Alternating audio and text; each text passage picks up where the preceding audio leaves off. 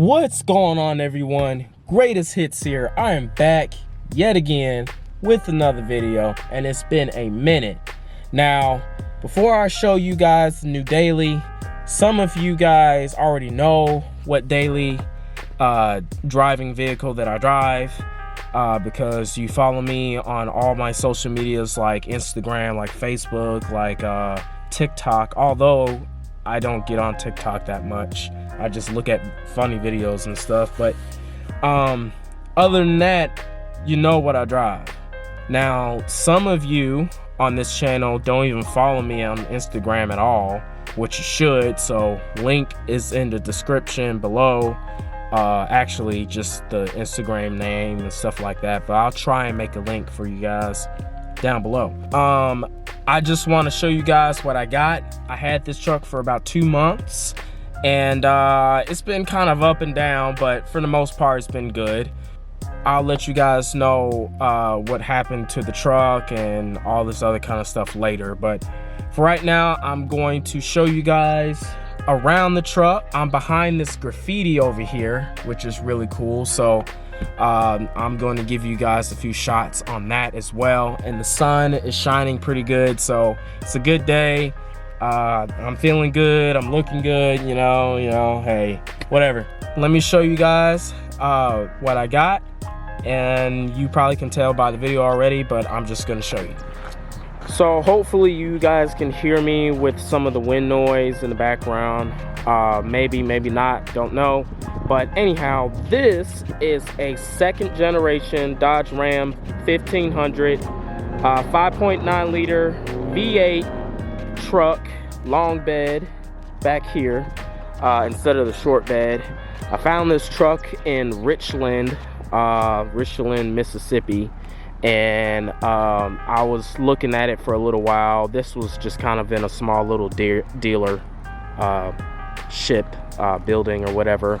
So I was just looking around for another vehicle because I drove a Honda CR-V at the time, and I totaled that car, so I got money from that vehicle and then saved up more money and got this truck because I've been talking about wanting a truck for a while. So here it is. I'm just gonna go around the whole truck here. Just a stock truck through and through. 229,000 miles on it. It had 227,000 miles on it. And by the way, as you can see, I called it Goliath because it's a big truck and it pretty much fills up my driveway at the house, and my name is David, so David and Goliath works really well. So but anyhow, this is the truck here. The tailgate is a different color. It was originally red, but I don't know what exactly happened here. If they hit something and put a new tailgate, that's probably what happened, but I don't know. But maybe next year I'll get this thing painted to the same color as this, and maybe get the truck either repainted or get a paint touch-up or something, because you do also have a dent and a bunch of scratches there, and then rust here. You also have rust on the pinch wells on the passenger side, somewhere over here. No, not really. Really mainly on the doors here on the passenger side. Driver side is perfect. But as you can see already, Ram 1500 V8 Magnum right there. Stock wheels, which we're going to change that. And yeah, we're not gonna lift this truck. I can't stand lifted trucks because you literally have to jump out the thing. I'm not that tall, but I'm not that short either. I'm 5'8", but I don't want to have to jump out of my truck. And then my girlfriend, she's not all that tall either, and I don't want her to get a ladder to get up in this truck. So yeah, no, we're not doing that. We're not lifting this truck. We're not lowering this truck. We're gonna keep it stock. Other than the fact that I want to get wheels for this truck and tinted windows and maybe a different exhaust or something. and whatever. I'm also going to get a bed cover here. This bed is 8 feet long, so the camera doesn't really do it justice, but it's long as heck. Laramie SLT, really nice driving truck. I'm gonna go into the interior and show you guys how good this interior is, because normally the interior on most of these second generation Dodge Ram 1500, 2500 diesel, any of that, they all are just crappy and not in good shape. Believe it or not, just look up any Dodge Ram in the second generation and look at the interior. It's just horrible, especially on the dash. Like, all these dashes crack. They're notorious for cracking, and they just look like potholes like you see on the road. So this one right here is in really great condition. They probably replaced this, but it still looks good. If this is the factory dash, then I applaud the previous owner for that one. This is mine, obviously, for my phone. And I got like bottles and stuff over here, so because I've been driving and taking care of stuff. But other than that, everything else is pretty empty. And the back seat is pretty spacious. You can probably fit somebody that's 6 foot, maybe 6'2". So really good interior here. Steering wheel is still in pretty decent condition. For 229,000 miles, this is great. Original motor. I wouldn't say original transmission. I mean, it is, but we're gonna get into that later. Original radio, all of that. And it just looks great. Now up here, I had to rip this out because the dome light buttons weren't working. So I bought some new buttons to try and install it. But when I did, it didn't fit right to the wiring. So now I have to go to the junkyard or something to get a new wiring little harness or whatever with the buttons, hopefully, if the buttons work on the other Dodge Rams that are out there in the junkyard. But anyhow, once I get that fixed, I can plug this back into the rest of the wiring harness and put this back on. And yeah, sorry about that, guys. By the way, other than the dome lights, you have what do you call it, some kind of door that flips down to put your glasses in, and then another compartment in the center to put like cards, business cards and stuff. So armrest, pretty big and spacious. I got my stuff in here, so you don't need to see all that, but it's pretty spacious. You can fit like probably 100 quarters back here, back over there. But like I said, don't want y'all to see that because it's a lot of business going on in here. I was washing the truck today and I put this underneath here so y'all won't see that, but now you see it, so there you go. But a relatively small person can sit in the middle. It's not too convenient because you have the cup holders here. And by the way, sit that there. Cup holder kind of these little things kind of push in and push out to how big the cup holder is, so that's really cool. Same thing on the other side. You got your ashtray here with a couple quarters and stuff in there. You got two power outlets here.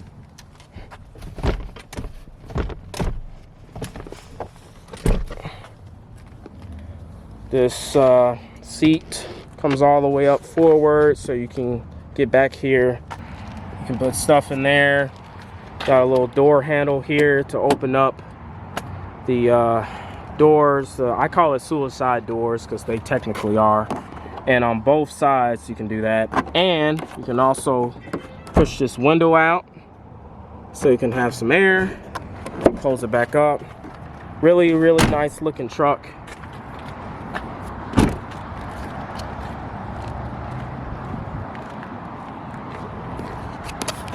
On the other side, oh, I thought it was unlocked.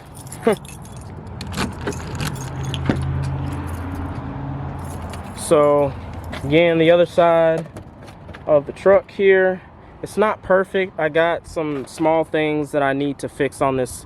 I say small things, they're kind of big, but still it's drivable. It drives good, drives really smooth, stuff like that. You got your door locks here, and then you got your window switch here. Got a handle here. You got somewhere to put some stuff.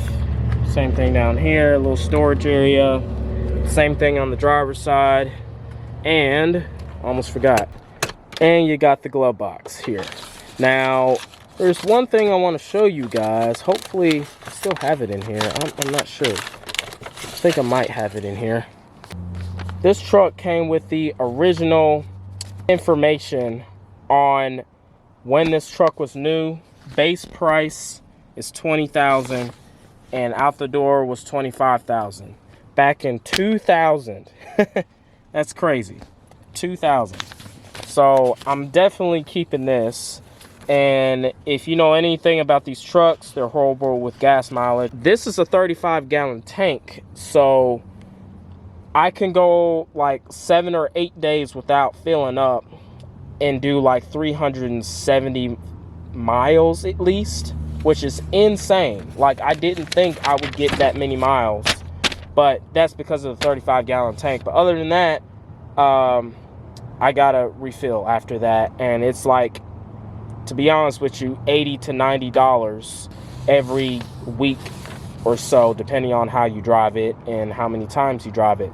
So yeah, not cheap, and it's 87 octane too. So just imagine if I modified this truck and did 93, I would be looking at $150 probably. So yeah, just all this information here. And honestly, I wanted a Dodge Ram diesel, but I definitely can't afford that. Regardless if it's a long bed, short bed, or if it had a 25-gallon tank or 35-gallon tank, I can't afford it. They're just so expensive, and diesel's expensive, and yeah. But diesels come with big turbos and they make a lot of torque. Not a whole lot of horsepower though. So, but I'm happy with this truck. I like it a lot. So let me get you guys underneath the hood. There's not a whole lot to look at because it's a stock motor. And we're gonna replace this grill. We're gonna replace this front bumper. I want the grill to be black, this front bumper to be black. I'm gonna keep the side trim, whatever you call this, on the truck, and the door handles black. Honestly, I don't really know, but that's just what I'm thinking right now. I wish it was black. That way I can just do like black wheels and then just black everything out, but we'll see. Give me some ideas in the comments below. So let me open up the hood right there. Literally everything works on this truck, guys. Everything. So Dodge Magnum, typical. I'll probably do an air intake on this. Don't know if I'm going to spend $200 on that though, but I might do that just because it just looks ugly, and engine bay looks ugly, but you know, nothing too much nothing really to look at here, honestly. I put a new serpentine belt on here because the other one was torn up a little bit. I replaced both positive and negative terminals because they were like old as heck. Like they were like rusting. So I got some new ones from O'Reilly's. I also got a new battery too, because yeah, it's an old truck. So yeah, and I also got the transmission rebuilt too. So I'm gonna get to that here in a second. I've also replaced the radiator here. You can tell it's brand new.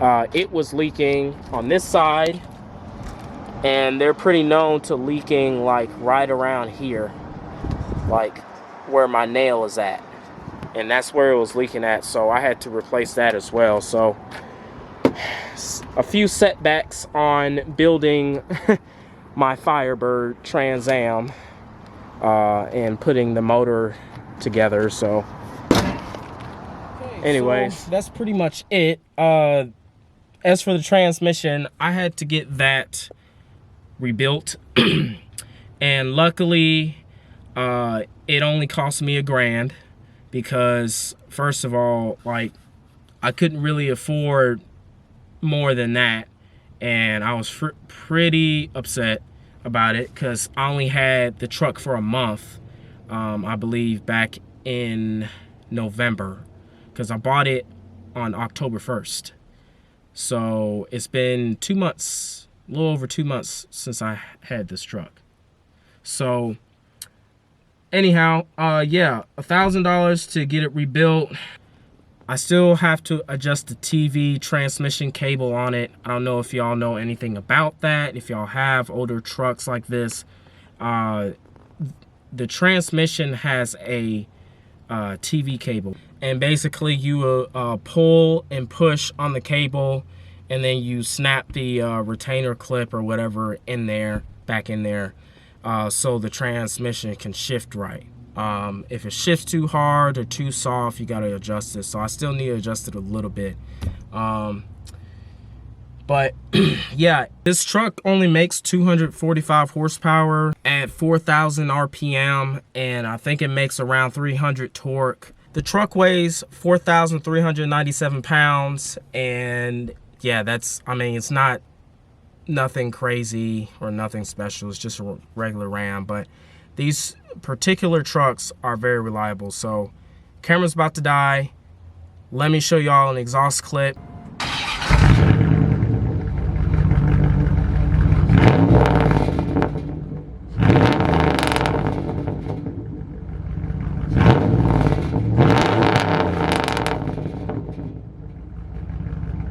The truck has a stock exhaust, but I cut the muffler because the muffler was just trash. So, like I said, really old truck.